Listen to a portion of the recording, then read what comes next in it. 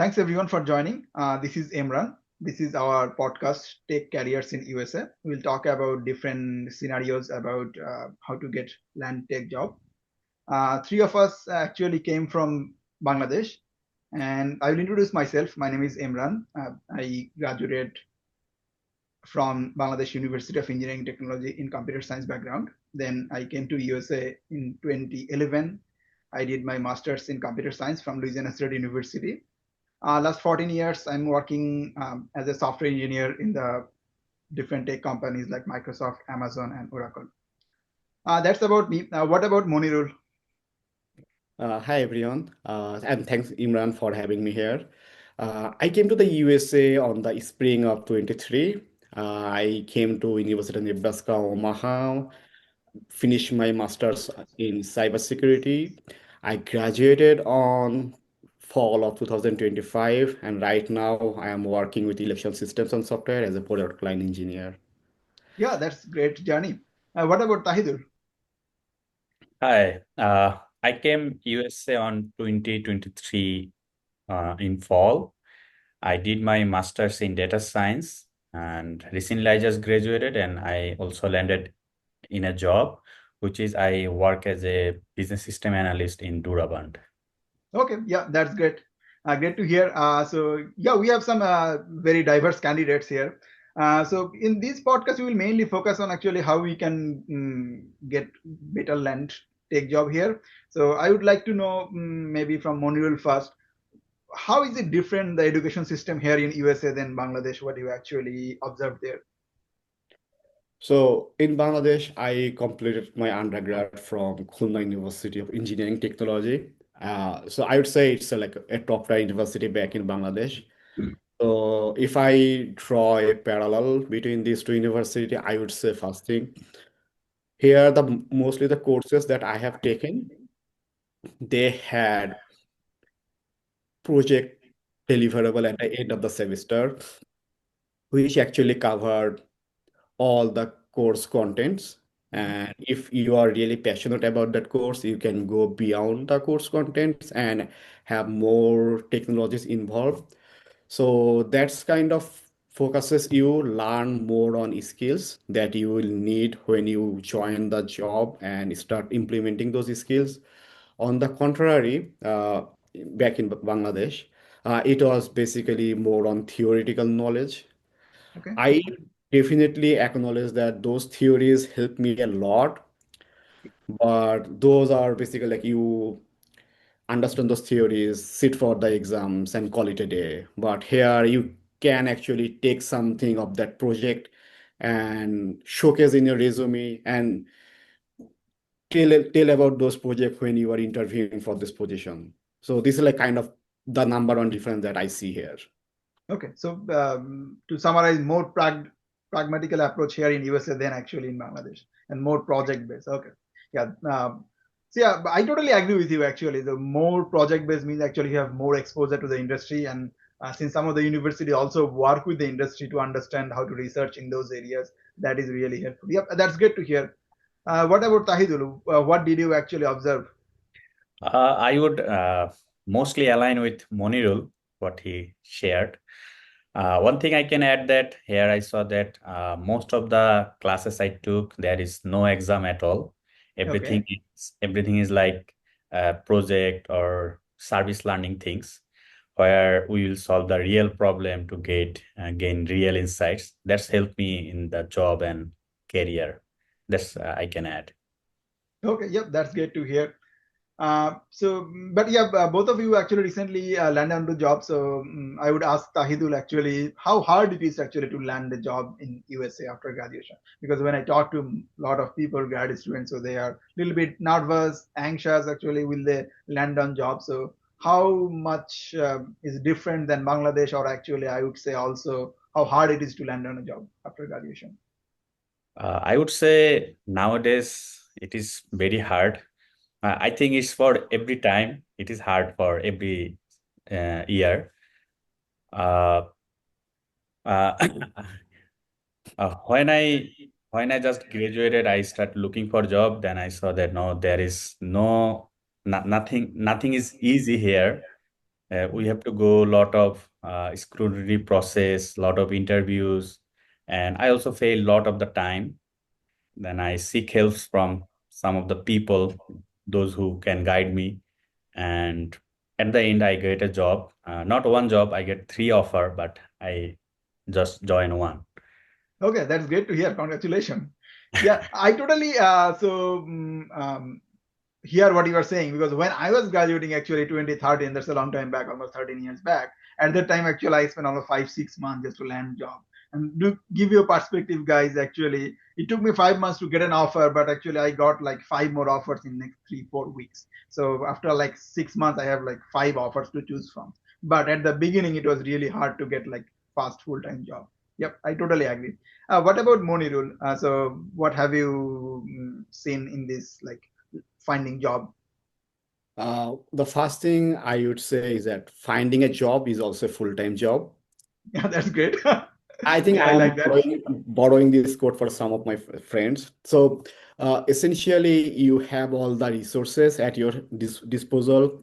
Your like I use our university's career services. I use professional help. I get my reviews, resume checked. But in the end, it is you who needs to learn. The first thing is that where to apply. Like Yep. even though like it says the software developer, but you are proficient in C, but they are looking for C sharp, they are not gonna spend 2 seconds on your resume. So because there is between me and the interviewer, there is a like an automated application tracking system, which kind of filters your resume. So this is the first thing that I kind of learned, and essentially I also got an internship in the summer. So like for me, I kind of was looking for internship for 4 months, then job for 2 months, like 6 months of journey. But I would say like you just need to look and reevaluate every 2 3 weeks, like what type of jobs you are getting, at least call for HR calls. So try to repeat them. And then if something, then when you are doing more HR calls, try to learn what kind of questions that you are answering that lead you to second round of interview. So it's like l- you reinforce learning, you just learn from your own mistake. First job is always hard because job finding in US is, I would say, 100% or completely different from job finding in Bangladesh. So it's a, but to be honest, there are jobs out there, they are looking for skilled candidates. So you have to apply on the right time at the right place. Okay, yeah, that's great to hear. Yeah, I totally agree with you in that scenario that actually you need to learn from your mistakes. At the same time, yeah, I would suggest maybe look into the other people's mistakes as well, because yeah, your life is not like large enough to make all the mistakes and learn from it. But yeah, so if you learn from other people, from your friends, from your colleagues, from your seniors, what they went through, and then this will be really good idea to explore, right? Because then you know actually what it went through, and then you get more idea, more exposure in that scenario. But obviously, I would suggest you have to look for referral, right? Because if you got senior or colleagues, or if you know someone who is working in the industry, if you get a referral, most likely there is a higher chance you will get an interview. So that's my experience as well. That's from my part. But Monreal, do you have any questions to go through in this podcast? Yeah, so this is me like asking question, I think from my other friend asking the same question to me, but like I don't have enough experience. Is that you have been here for like at least graduated 13 years and working with big top 7 companies of the world. So, and how do you see the career perspective between STEM graduate and non-STEM graduate? Because lots of my friends who are non-STEM graduate, they want to come to the USA, but they are afraid, oh, it's only for software engineers or electrical engineers or any engineering degree. But what about us? Yeah, that's a great question. So yeah, I haven't thought about that much that question, because I was from STEM, right?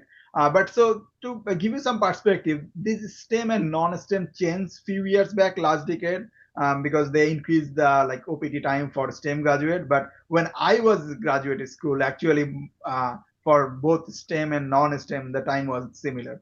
So now, we haven't thought about that problem before.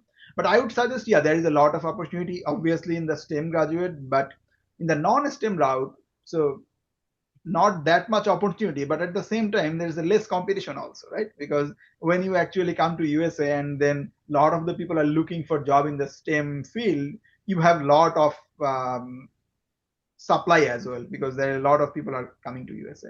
But in the non-STEM field, obviously you get shorter OPT time, but on the other side, actually you have a lot more opportunity to choose from. You have less competition. I would say that's one big difference between STEM and non-STEM. But I would also add one more thing. It doesn't matter at the end of the day which field you are reading, which field you are studying, or actually trying to land a job. Because I'm in the industry for almost 14 years. I saw so many people actually coming from, I saw people in Google who actually came from without any degree, working as software engineer. I saw a lot of like electrical engineer, mechanical engineer, even civil engineer working at Google as software engineer, which like really surprising to me, because they came from totally different field, but actually they have that passion, they have that energy. So if you have that passion and energy to do something with your life, go for it. It doesn't matter which field you are, as long as you are passionate enough to plow through all the obstacles you will find in your life. Can you go through those one, or do you actually just give up when the first obstacle hits you, right? So if you can have that mentality, you will have like better option of available in all the fields. Just go for which field you are passionate about, which field you can spend more time. And most of the time when you are working, you will work maybe 40-50 hours per week, but the other 20-30 hours, what are you learning, what are you actually getting through in those hours? That's really important as well. Mm. Yeah, I do agree on that. So yeah, you sometimes need to take challenges to like achieve something big. Yep. Any other question from you, Munirul? Nope. Okay. What about Tahidul? So, yep. Do you have any questions so I can answer, or actually maybe Munirul can answer? Yeah. Suppose we come from Bangladesh, not suppose, we really come from Bangladesh to USA, so there might be some expectation from our family or social life. So what is the common financial misconception you tackle? So can you share it with us, both you and Monirul? I can go first. Sure. First of all,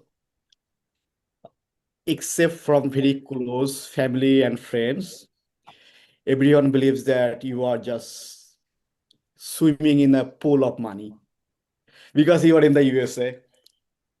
But to be honest, life of a graduate student or life of F, of an international student is really difficult because if you are an undergraduate student, so you are taking 12 credit hours. If you are a graduate student, you are taking 9 credit hours. And if you are funded by the university to some sorts of assistantship, or if you are working on campus, so on top of taking regular classes, doing regular assignments, you have to do 20 hours of work, Yep. depending on your contract. So that's like a week just comes and fly by without like with a blink of eye. So basically, what you do is just basically like most people just survive paycheck to paycheck. The university gives you enough money to just live, not to like gain asset. So that's the harsh reality. Essentially, but I always share this with my parents, my siblings, and my close friends. They know the scenario. But apart from that, like they have this all this misconception because they know, oh, you are in America, like you can just do this, you can just do that, but you can just work in a gas station. But you cannot. Those are against the rules. So you cannot do those things, and your hands are tied. You are here to study.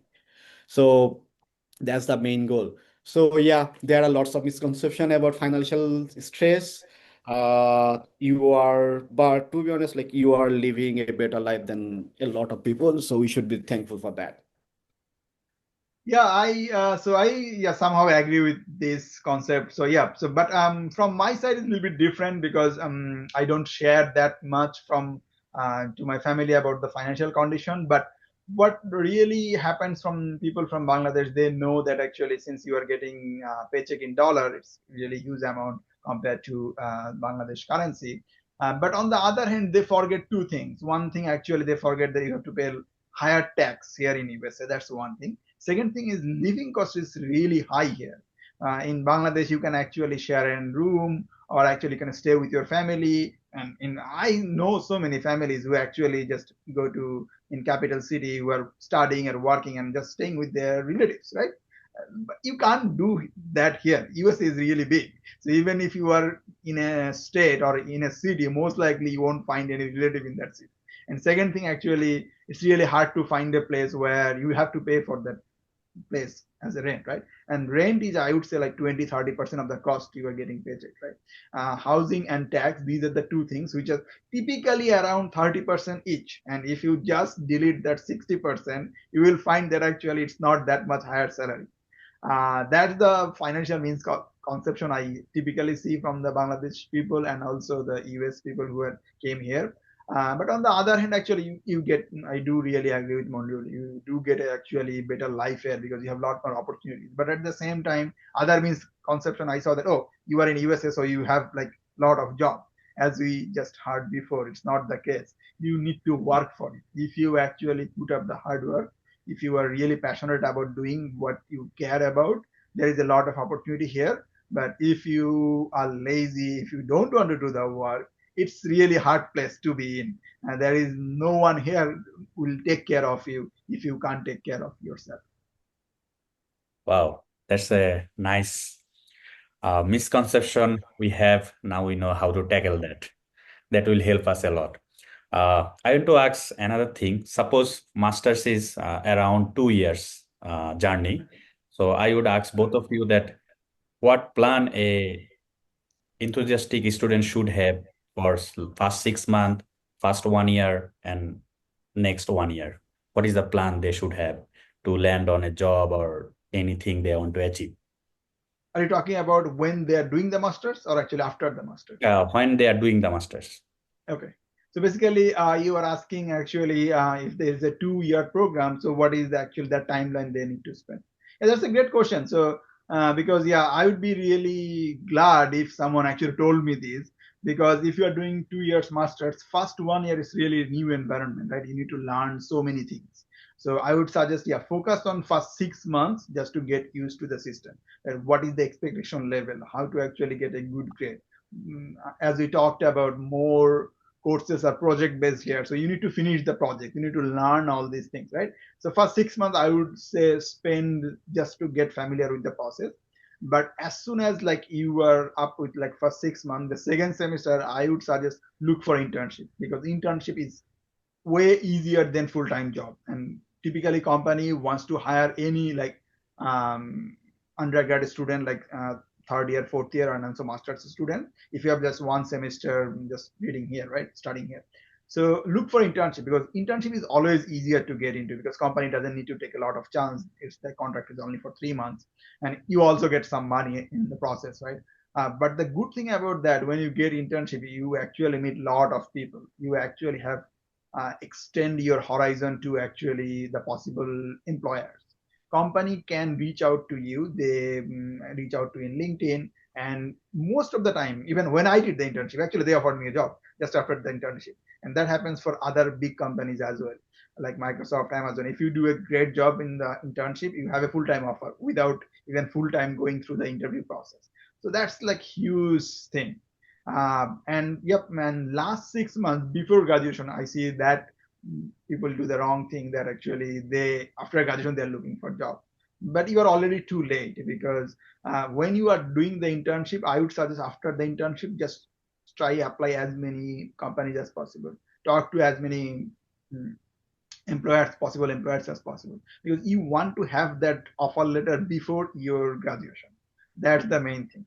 And if you are already done with like 1.5 year, already just next month you are graduating, but you don't have any offer letter, you are already too late for 6 months, right? So you want to make sure you use your time wisely. I would say that is the one really important point. What about What Monreal? What do you think? I would say that beggars are not choosers. Yeah. So if you are begging for the job, that means you already graduated. You are an international student, so you are desperately looking for a job because your clock is ticking for getting the job. So I'm just gonna piggyback on what Imran just said. You have to think about at least 6 months or 6 months or a year ahead to what you are doing next fall or next summer. Uh, Look for the job, make those mistakes, take professional help if needed. Like you don't need to reinvent the wheel. Someone already perfect those things for you. Take professional help. Sometimes it pays because it pays to paying money because you cannot, in most cases, like at least this time, if you are looking for free services for this professional help, you're gonna get the quality is gonna be like that. Uh, yeah, make your game plan fast 6 months, like Iman said. Get to know the environment, get to know the system. If you know the system, how to play the game, you will be a good player. So that's gonna be my one suggestion. Know the game. Okay. Yeah, that's great things to add, uh, Monreal. Yeah. yeah, that's also I can add that once a students start doing start doing study, then on the very first day he should have his mindset that what will be the my end game, how can I tackle this. So when he start doing it from the first day, he will eventually get something, that's for sure. Yeah, I'm gonna add one thing from my father. So like even like when I was getting into my undergrad university, so he was keep asking the same question. So what job are you gonna do or what are you gonna do after you graduate? So that's before I was actually admitted to quit. So like yeah, you have to think what next because getting admission is done. So like you celebrate it for a day or two. That's it. But what's next? Yeah. Yep, that's great. Great thing to share. We are running out of time, but any other last question I can answer or anyone can answer? You uh, are here for almost 2 decades. Do you miss your country back home? I do really miss my country. Yeah, but so yeah, I'm an US citizen now, so this is my country as well. But yeah, so we love to visit Bangladesh like at least after in each 2 or 3 years. yeah. But yeah, like, I love the food. So and also visit all the family members. So I have a lot of like very extended family. So I have like almost 50 cousins there. So it's really hard to meet everyone there when I'm in Bangladesh. But yeah, I always think about when we'll go and visit everyone. Okay, sounds good. Yeah, thanks for having me. Yeah, thanks Uh, everyone, we'll join Okay. again. Yep. Yeah. Thank you very much, Monreal and Tahidul, for this conversation. And thanks, viewers, for watching this podcast session. Our goal is actually to bring you all the interesting people who have done all these things from Bangladesh and came to USA from the study environment and also the careers perspective. I would really appreciate if you guys share our journey with other people so that that can inspire other people to take action. And we will see you in the next session. Thanks, everyone.